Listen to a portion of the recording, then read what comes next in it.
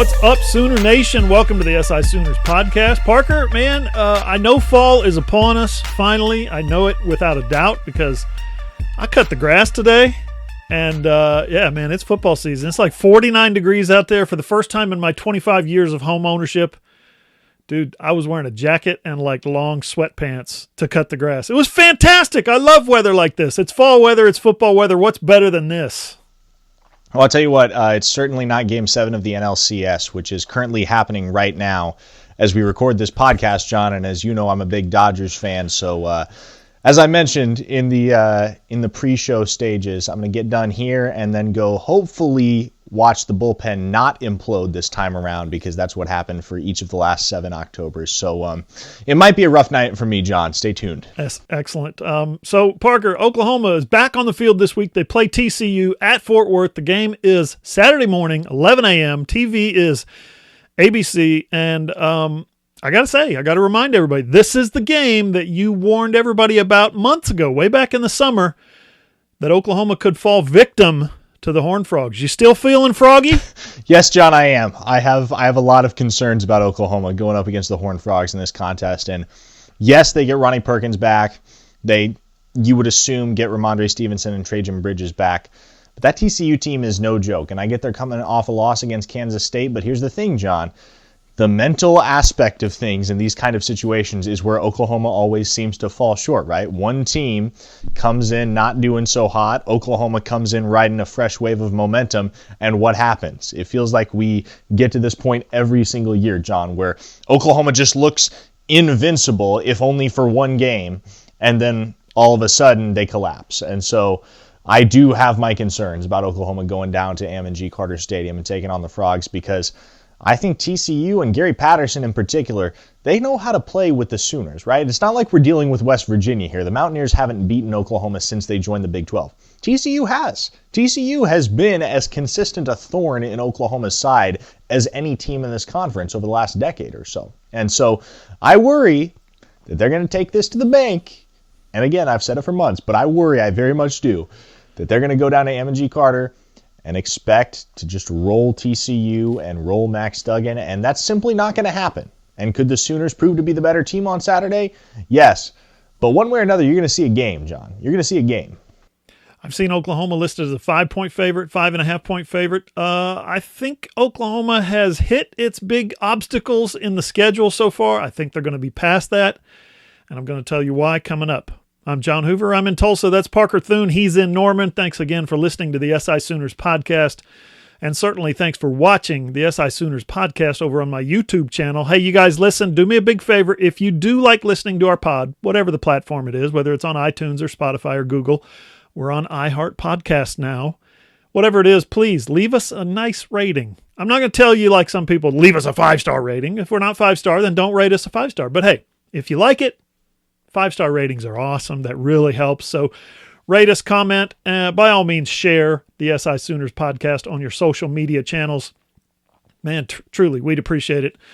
And if you haven't been on the YouTube channel, just look for John Hoover Media and enjoy. Enjoy the visual aspect. Parker, I know it's 2020 and basically anything can happen, but I think Oklahoma showed some real tangible growth last time out against Texas. And what I mean by that is, I'm calling it right now. I think they're going to run the table. I know you said that TCU could be a hang-up, but I think they're going to run the table. I think they're going to find their way, maybe back their way would be a proper way to say it, into the Big 12 championship game. I mean, let's be honest, assuming they've probably already maxed out on the COVID stuff, and assuming that Spencer Rattler and all the key players stay healthy, assuming that, like you said, Ronnie Perkins, Ramondre Stevenson are back, probably this week and for the rest of the season. I think OU's got the talent and the depth, and I think the coaching to win the rest of their games. We're talking about road trips to TCU, Texas Tech, West Virginia, and then home games with Kansas, Oklahoma State, and Baylor. I see one potential roadblock there, Parker, and it's Oklahoma State. Yeah, certainly. And I feel like that game and the TCU game are the games that we've been talking about for months as the traps for the Sooners. And they're a little too optimistic for me in terms of the Sooners' outlook. Could they run the table? Yes. Is that the likely scenario? No. I mean, I'll tell you right now, John, I'm picking TCU to beat Oklahoma this weekend in Fort Worth. And this team, look, let's be clear here. The win against Texas was great. Huge momentum builder. Awesome for the morale in the locker room. However, that team still has issues. And some of those were very, very apparent and very evident throughout that game against the Longhorns. And those aren't just going to fix themselves all of a sudden over the bye week. So if they come out and they just smother TCU on Saturday, then maybe you start having a conversation about this team starting to pick up some steam and get the ball rolling downhill towards a 6th consecutive Big 12 championship. But I'm very much taking a wait-and-see approach, at least on the other side of this TCU game, because especially with where it falls in the season, and as much as I have talked up the Horned Frogs in the past, I think this is the game that Oklahoma's season really hinges on. So if they get past TCU this weekend, the outlook is great for the Sooners. If they don't, things could go right back downhill as quickly as they swung uphill, John. And they're still 2 plays away from being 4-0. I would remind you, and all the doubters, the haters, whatever. I'm not sitting here cheerleading and waving my pom-poms. I'm saying the reality is they're literally 2 plays away from being 4-0. We talked about this on Sunday. Skyler Thompson is out for the season. That's just going to kill K-State. I mean, Chris Kleiman can coach, but Skyler Thompson was, and will be, hopefully next year, the heart and soul of that team. I hope he's able to come back and play again next year. I really like his game. Oklahoma State still working on a little bit of an incomplete resume, Parker. They beat Tulsa, which you'll remember had like 40 players in COVID protocol like the week before. They got back just to play that game. They hadn't practiced in a couple of weeks. Oklahoma State beat West Virginia, which I still don't think is any good at all, even though they have now 2 Big 12 wins. And then Kansas, of course, right? Whatever. They still have to play Iowa State. They still have to play Texas. They still have to play at Kansas State, at OU, at TCU, and at Baylor. 4 of Oklahoma State's last 5 games are on the road. And, of course, we know Iowa State might be the Big 12's most complete team right now. But I think we would all agree after we saw the Cyclones that being the most complete team doesn't necessarily mean being the best team. They were down big to Oklahoma early on, at least for a reason. And Iowa State's upcoming games at Oklahoma State, they go to Texas on November 27th, and then they have home games in between with Baylor and Kansas State. And I think if anything, Parker, the Big 12 could turn into a war of attrition. And this year it's conceivable that the team that wins the Big 12 championship could have 2 losses, possibly even 3. And if it does come down to attrition, Parker, I'm looking at coaching and I'm looking at depth. And I think Oklahoma's got the best of both worlds right there. Yeah, they do. And I think this is one thing that we've also touched on in the past, John, is if that is what it comes down to, and you've got 5 or 6 teams with 2 or 3 losses at the end of the season vying for that Big 12 championship, then you have to give the edge to the Sooners simply because they've been there before. Lincoln Riley's coached in that kind of environment before. Oklahoma has been tested and has come out of the fire prevalent in those games. And in those situations down the stretch over the last 3 seasons and over the last couple seasons of Bob Stoops' tenure, pre-Lincoln Riley. And so, yeah, Oklahoma certainly has an edge, but they need some help. Let's not forget that, because Oklahoma State needs to pick up another loss somewhere along the line, even if Oklahoma loses, or even if Oklahoma beats them in Bedlam. Kansas State, obviously you talked about them, kind of out of the picture. You hate to write off a team, but at the same time, Skyler Thompson was the guy that catalyzed that offense, and they also lose Joshua Youngblood to the transfer portal. There will be some teams beyond just those 3 that have a say in this conference championship race towards the end of the year, John. I don't think Texas is by any means out of it, and I don't want to get too far down the road and start looking at what that scenario might look like, because the thing about it, John, is the way that the conference looks in the middle of October is almost never how it looks at the end of the year. Because what were we saying last year about the way that the Big 12 looked at this point in the season? Baylor was, 4-0, 5-0, but nobody took them seriously because every single one of their wins had been really close games against really bad opponents. Lo and behold, they came very close to beating Oklahoma not once but twice, winning the Big 12 championship and going to the college football playoff. Same thing in 2017 with Iowa State, a team that started 1-3 and ended up a game away at the end of the season from rematching Oklahoma in the Big 12 championship. So there's a lot that can happen between now and the end of the season. And it does come down to resilience. And Coaching is a huge aspect of that, and experience is a huge aspect of that. And that's the one thing where I feel like the Sooners have a little bit of give and take, because on the one hand, you've got coaches that have been in this situation before. But on the other hand, one thing we have noted, John, is that the Sooners do have a lack of senior leadership. And hopefully getting Ronnie Perkins back, I know he's not a senior, but he's as much of an emotional leader as that team has. Hopefully getting him back addresses that a little bit. But the Sooners have their strengths. They also have their weaknesses in that capacity. And so it'll be interesting to see how and when they respond to adversity as it continues to come their way throughout the rest of this conference slate, and how the other teams across the conference also deal with that same adversity. And attrition is a good word, John, and that's what it's been in the Big 12, I think, for quite a while now. Oklahoma has just gotten to the point mid-season where they seem to kick it into gear and win that battle of attrition, but it might be more of a dogfight this year. Up next on the SI Sooners podcast, we're going to go deeper into why I think OU wins out. We're going to go position by position. And if you've been wanting to see a talent upgrade at certain positions, I think you're going to like this. Trade Pros Heat and Air in Oklahoma City. Whether you just need service or a mini split for your home office, studio, or man cave, or if you're finally ready to upgrade to a more efficient train system for your entire home, get a free estimate from Trade Pros for all your heating and air needs. Trade Pros earned a Best of 2020 award from Home Advisor and has nothing but 5-star reviews on Google. Go to TradeProsOKC.com or call 405-675-0176, or just book your appointment on Facebook. Trade Pros, that's one word, Trade Pros Heat and Air.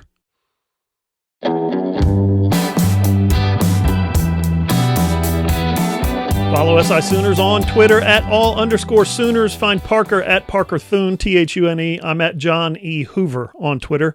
Parker's on Instagram. I'm on Facebook, John E. Hoover Media on that one. Our website is allsooners.com, and again, it's free for now, so get on there while it's free. That includes our community section, which is basically a message board. I've been answering some stuff on there. People are, should I say, it's fun. It's fun to read what people really think when they're, anonymous. It's the way it is. Find the video of this version of this podcast over at my YouTube channel, John Hoover Media. Leave a comment there too. Again, it is anonymous, but I ask that you keep it civil. Please, people. I will delete your profanity, and I do it all the time, so don't. If you are watching on my original YouTube channel, that eventually is going away, remember. So I need you guys to subscribe to my other channel. It's right here. It's a YouTube channel. All you got to do is click and subscribe, because everything I post here is being posted there first. So if you want the good stuff first, you're going to have to subscribe to that channel. And eventually this one's going away. That'll be the only one I post to. So don't forget, over on our website, allsooners.com.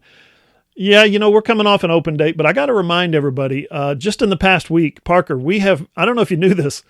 I went back and looked at it. I was like, my gosh, we have player profiles on Theo Weiss, TJ Pledger, Perion Winfrey, Drake Stoops, Spencer Rattler, and David Ugwebu, just in the open date. I wrote a piece today that I got to say people really, really seem to like. I got a lot of feedback on it instantaneously. I basically assigned midterm grades, or maybe open date grades would be a better way of saying it, to each position group. Parker, I gave the quarterbacks, we'll do a quick rundown. I gave the quarterbacks a B+. I gave the running backs a C. I gave the receivers a C-. I gave the H-backs an A+. Shocker. I gave the offensive line a C-. I gave the defensive line a B. I gave the linebackers a B. I gave the defensive backs a D, okay, as in David, as in duh. And I gave the special teams kind of a C+. Coaching also gets a C. So, Parker, on a 4.0 grading scale, no extra credit for like AP courses or anything like that, because Missouri State was like recess and you didn't get to play Army or Tennessee, so no AP classes. So, straight 4.0 GPA. This one, for this semester, so far, a solid 2.5 GPA for Oklahoma. Very, very average. Agree, disagree? Am I on the right track? What do you think? Well, you're not going to collect many scholarships with that GPA, John. But no, I think that is really indicative of where the Sooners are at. It's very much a mixed bag. And hey, I love to see the H-backs getting some love. Austin Stogner and company. If that's the 1A plus, I mean, I think you hit the nail on the head. If you were going to give out 1A plus, that's the group to give it to, John. I was a little surprised with how low you graded the running backs, because though they have had some ups and downs, I think Seth McGowan has been a revelation and has done far more as a true freshman than anybody could have expected. And obviously TJ Pledger coming off a career game against Texas, and you know, some of it may be due to the fact that we're still waiting on Ramondre Stevenson to get reincorporated and see how exactly he factors into everything in terms of the Sooners' offensive attack. But on the whole, John, I'm very much in agreement with you, position by position. The wide receivers might also be a little low in my eyes, just because I think you do have to give credit to Marvin Mims in particular for emerging the way that he has. And Drake Stoops, I mean, you think back not just to his catch that won the game against Texas, but to some of the plays that he has made throughout the season, not just in that Texas game, but in the previous contest. Drake Stoops has been huge for Oklahoma as well. The defensive backs, I firmly agree that they are the biggest liability right now on the field for the Sooners in terms of one specific unit.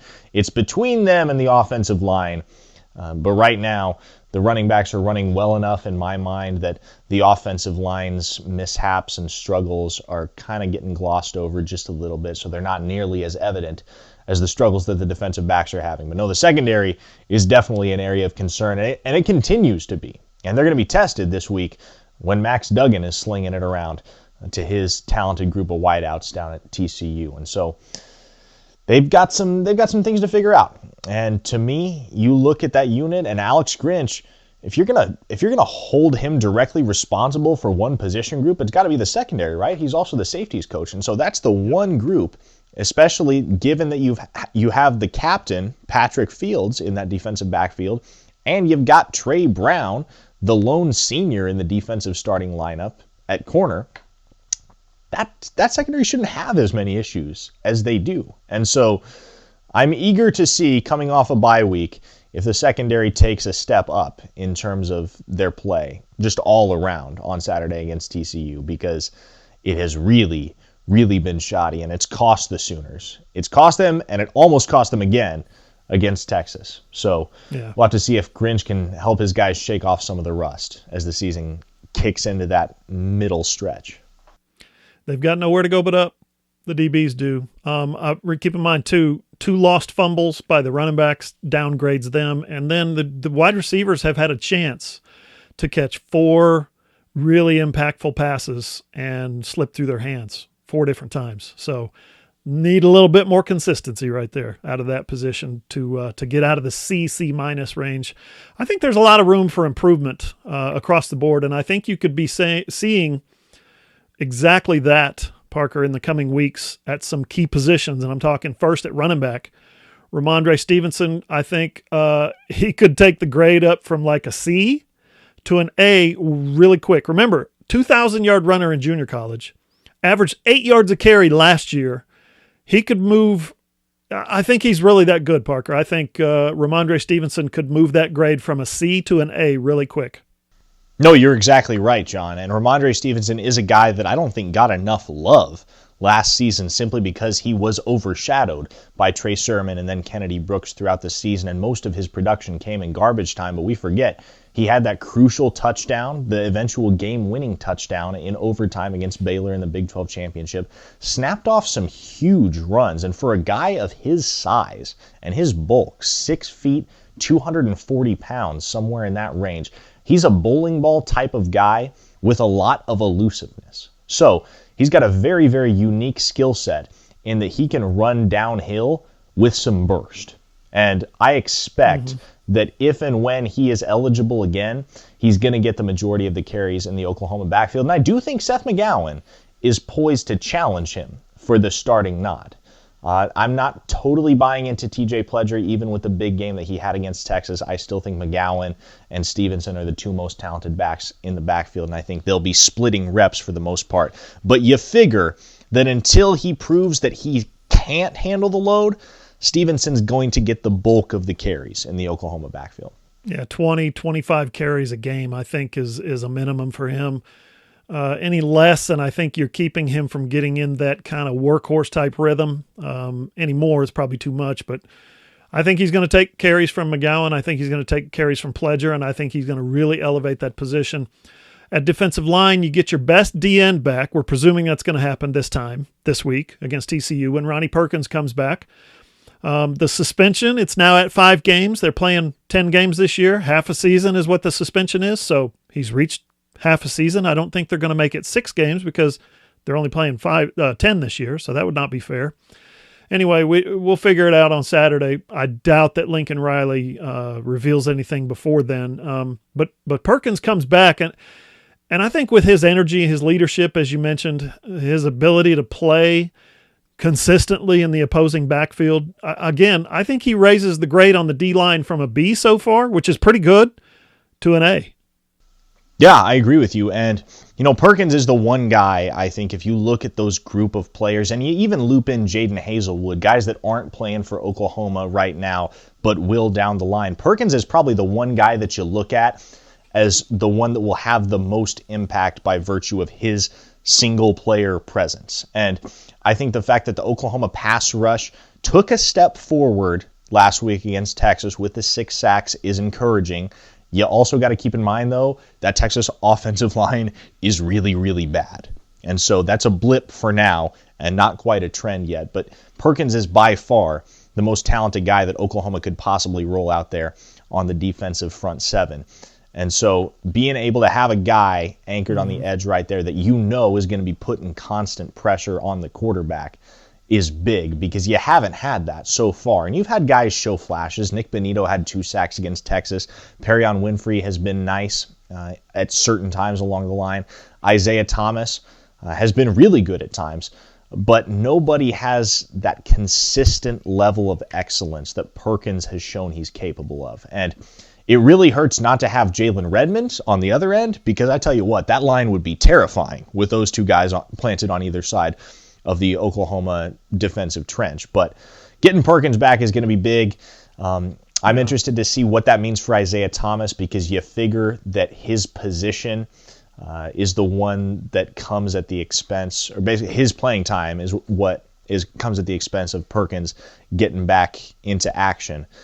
But as I mentioned, Thomas has been really good. And so if giving Perkins snaps means you got to rotate Thomas out a little bit more, I wouldn't be surprised if maybe you see Thomas start to slide around on that defensive line a little bit so that they can get him some additional run on that defensive line. Because from what he's shown over the first 4 games, he's capable of being out there on every down. It's just a matter of, hey, you got a guy that it's no fault of Isaiah Thomas's. It's just the fact that Ronnie Perkins is just far more talented than Isaiah Thomas. And Isaiah Thomas has played that defensive tackle position, so he could slide in, like you said.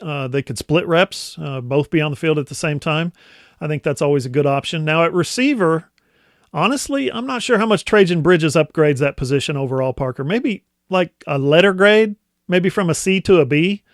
That would certainly be good. Don't get me wrong, but maybe Trajan Bridges is hungry after all this time. Maybe he's really hungry after, think about it, not really doing all that much as a true freshman.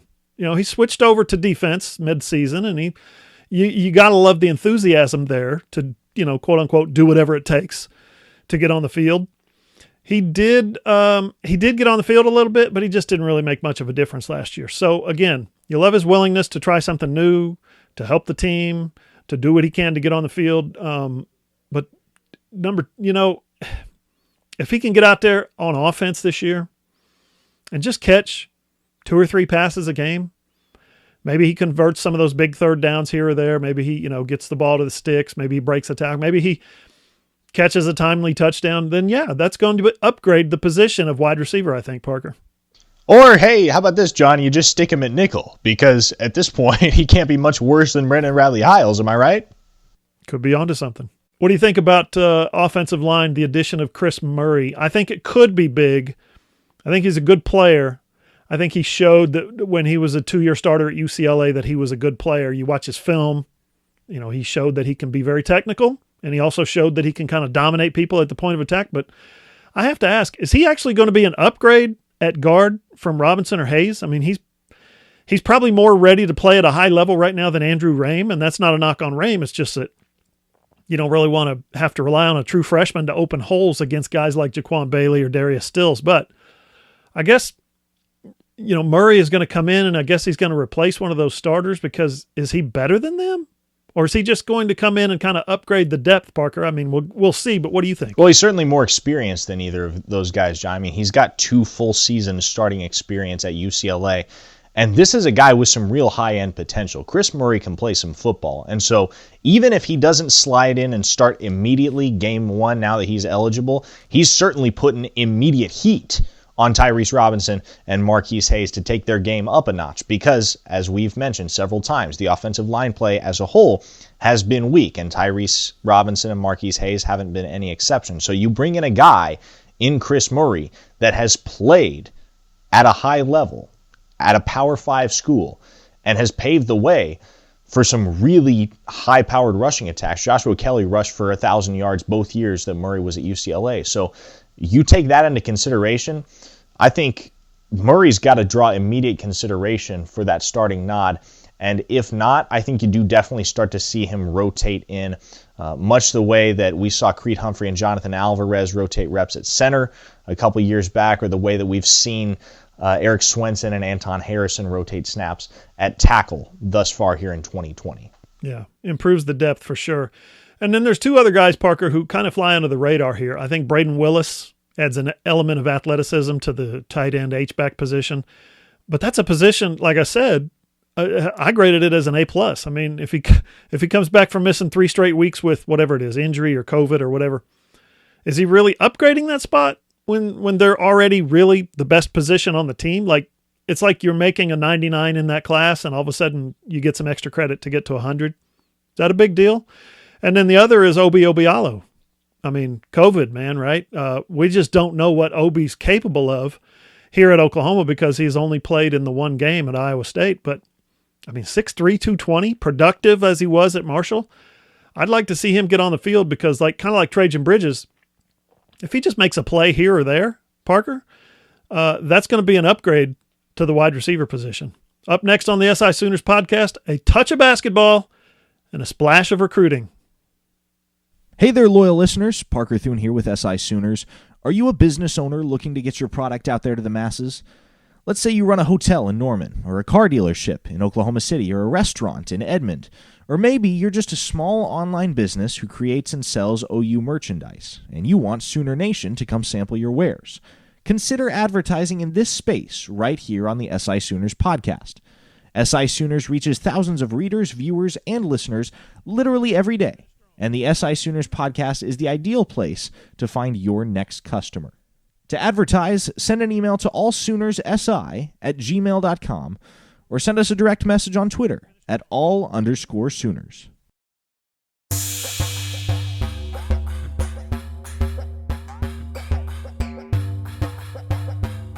Final segment of the SI Sooners podcast. Quick shout out to Caleb and Carrie over at Trade Pros. If you are in the OKC area and you need heating and air service, new equipment, an upgrade, whatever it is, check them out online, tradeprosokc.com. And if you want to advertise on the SI Sooners podcast, email us at allsoonersi@gmail.com. Parker, I think we'd be remiss if we ignored basketball. I mean, it's basketball season. It's football season, but really it's basketball season getting started. Lon Kruger and his newest team started practicing on Wednesday, and I think this team's got a chance at being pretty good. First of all, Parker, it's hard to grasp for me that Lon Kruger has been there now. This is his 10th season. Billy Tubbs was there 14 years and won 333 games. Kelvin Sampson was here for 12 years, and he won 279 games. Lon has been here for 9 years, and he's at 166 right now. You can probably expect close to 20 this year. So, yeah, 3rd most wins in school history, 3rd longest tenure. I think, actually, Benny Owen, who was the football coach, of course, that the stadium's named after. I think Benny Owen was the basketball coach for like 12 years or 13 years or something, but they only played like 6 games one year.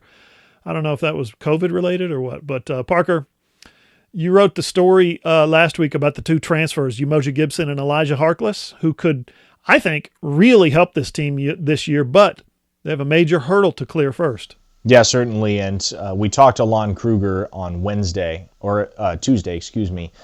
but he made it clear to us at that time that he and his staff were continuing to work towards getting immediate eligibility waivers for both Mo Gibson and Elijah Harkless. And they're expecting to hear from the NCAA soon. Haven't heard any definitive word on a ruling yet. But as you mentioned, John, those two guys could be huge for Oklahoma because both of them have 2 years of experience at the Division I level, have started, have played meaningful minutes, and have produced. And so they bring that experience, Gibson coming from North Texas, and then Harkless coming from Cal State Northridge. They bring that to Oklahoma, and you incorporate them into a backcourt that's got some talent, but also has some youth. We saw Davion Harmon start at the point as a true freshman last year. And you figure that with nobody losing eligibility this season because of the freeze that the NCAA has mandated across all their winter sports, nobody's losing any eligibility. So you would assume that that gives Gibson and Harkless, if they're granted eligibility this year, 3 years to make an impact in a Sooner uniform.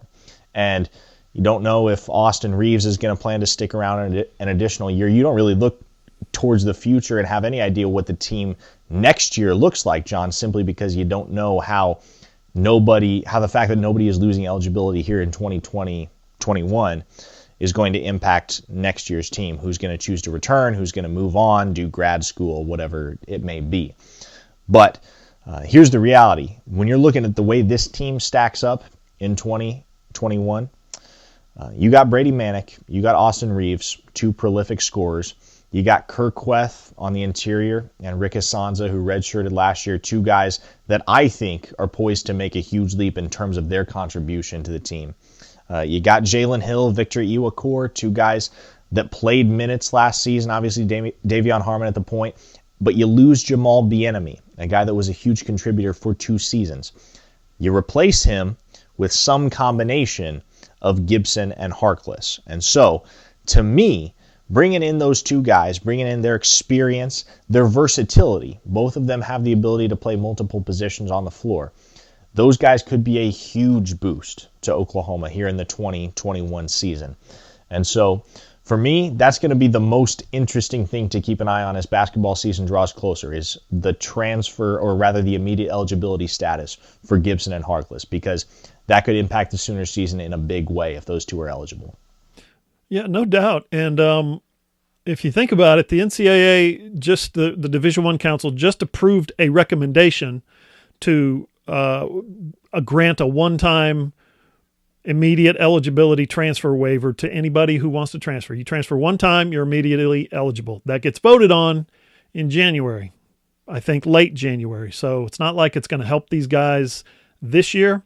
But my whole point is, what are you waiting for? Okay, go ahead and run your legislation through the legislative pipeline.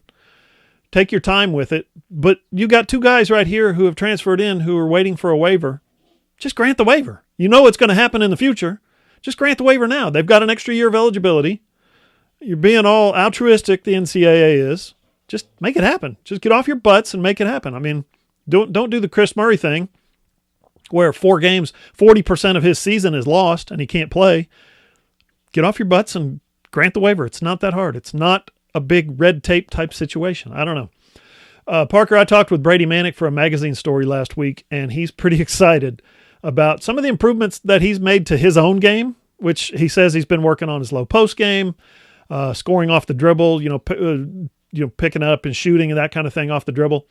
He also said that the team overall is going to be taller, but yet more athletic with the return of Austin Reeves, Alanis Williams, and of course Davion Harmon. If they get Gibson and Harkless eligible, I think they're going to improve on that 19-12 record that we saw last year. I mean, they finished 3rd in the Big 12 last year, which shocked a lot of people, myself included. They got hot right at the end of the season. I think they won 3 of their last 4, something like that. Can they finish better than 3rd this year, Parker? I think that's a big ask, but what do you think?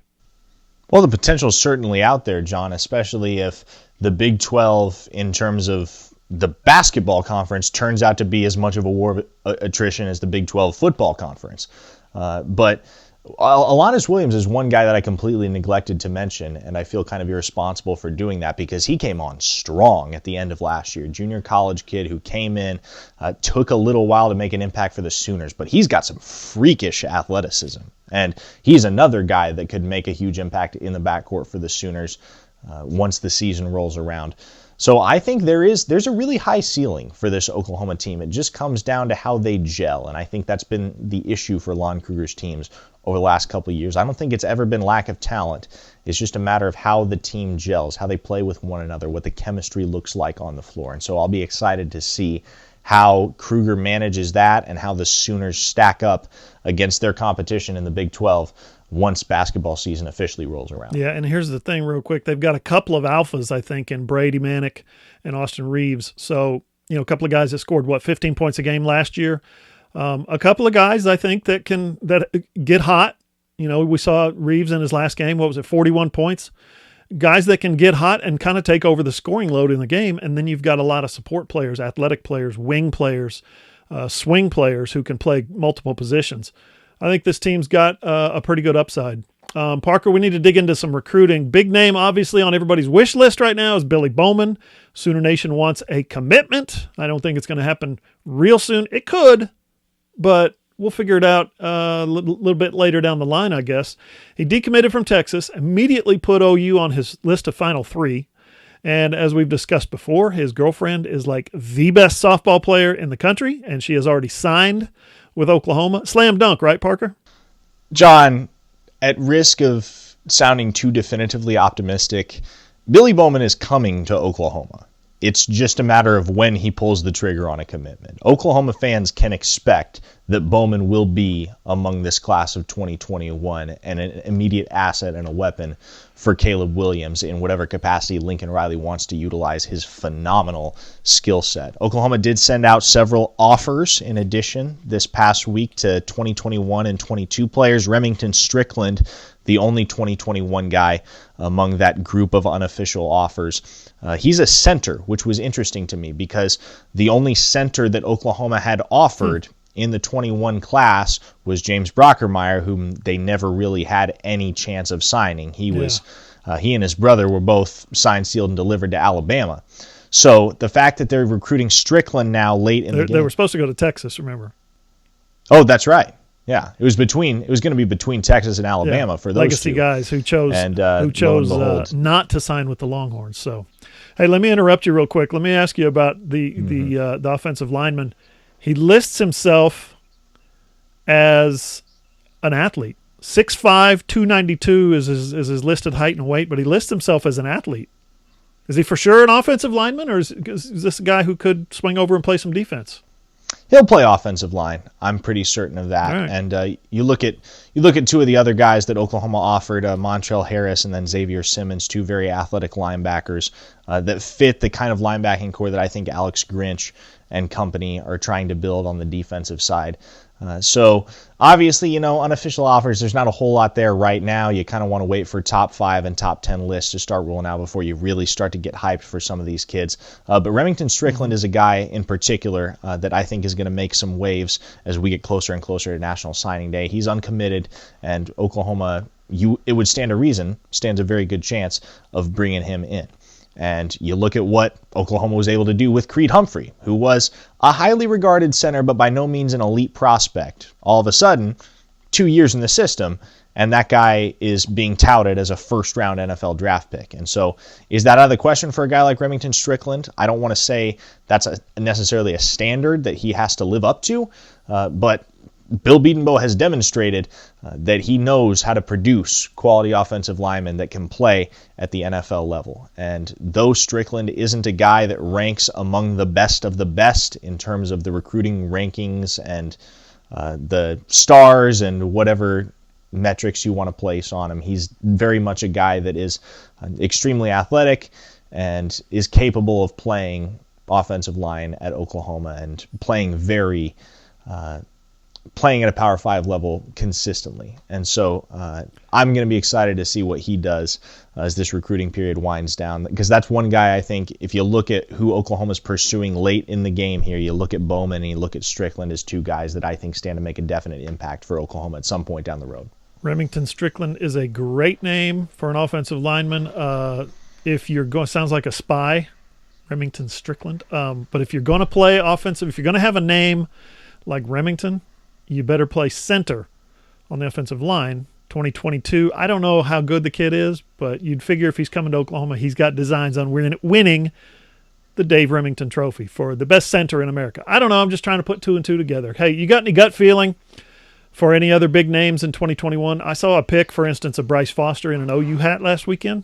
That's looking more like an OU lean, I guess, at this stage every day. You picking up any vibes on anybody else? Well, I mean, as I mentioned last week, I think Savion Byrd, you can pencil him in. I think he'll be coming to Oklahoma. I've thought for a long time Foster is Norman bound as well. Kamar Wheaton, you just keep waiting on him to commit because, again, he's one of those guys that I believe with all my heart is coming to Oklahoma. It's just a matter of when he pulls the trigger. And it's so hard to play this waiting game, John, because you get to September and October and you're looking forward to National Signing Day. And some of these guys, let's be honest, will not commit until National Signing Day. That's when they will announce. But between now and then, it could be any time that you have a guy like Kamar Wheaton jump on Twitter and say, hey, I'm coming to Oklahoma. Or you have a guy like Savion Byrd hop on Twitter and say, I'm going to Norman. So it'll be interesting to see how it plays out, John, but there's no timetable on any of that right now in my mind. However it plays out, SI Sooners will have the breaking news as it happens. Our next podcast drops Wednesday, so be sure and send in your mailbag comments and or questions. On Twitter, that's John E. Hoover or at Parker Thune, Thune. Also, listen to the SI Sooners podcast on iTunes, Spotify, Google, iHeart. That's right, we're on iHeart Podcast now. Or wherever you get your podcasts. Or don't forget, you can always tell your Amazon-enabled device, Alexa, play the SI Sooners podcast, or go to allsooners.com, click on the player, and listen on your phone, your tablet, your computer. You can always watch the video version over on my YouTube channel, John Hoover Media. For Parker Thune, I'm John Hoover. See you guys.